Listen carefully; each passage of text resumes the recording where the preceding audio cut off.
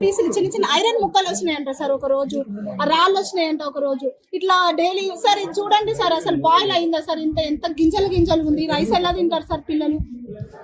నిన్న ఒక అమ్మాయి కూడా ప్లేట్ల నుండి తీసుకొచ్చాను సార్, పిల్లలు తీసుకొస్తుంటే కూడా భయపడుతున్నారు. చెప్తే ఏమవుతుందో 3 days ఫుడ్ తినలేదంట సార్. సాయంత్రం అంబులెన్స్ కూడా వచ్చిందంట సార్, స్కూల్ కి అంబులెన్స్ వచ్చి తీసుకెళ్ళి బట్టలు వాష్ చేసుకోక ఆ బట్టలు నేను రిటర్న్ తీసుకెళ్తున్నా, మళ్ళీ బట్టలు కొత్త ఇంటి దగ్గర వాష్ చేసుకొని తీసుకొస్తున్నా సార్. నేను హైదరాబాద్ నుండి వచ్చాను సార్.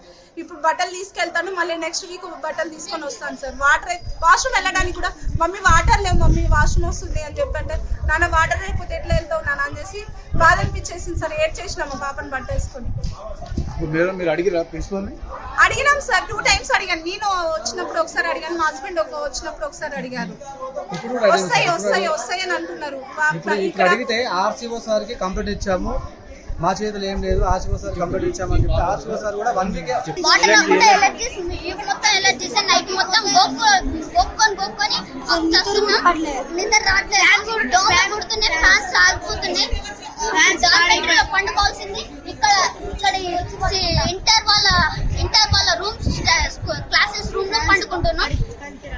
క్లాస్ రూమ్ లో పండుకుంటున్నాం. దోమలు ఇవన్నీ కుడుతున్నాయి. కొన్ని గ్లాసెస్ అయితే పగిలిపోయినాయి.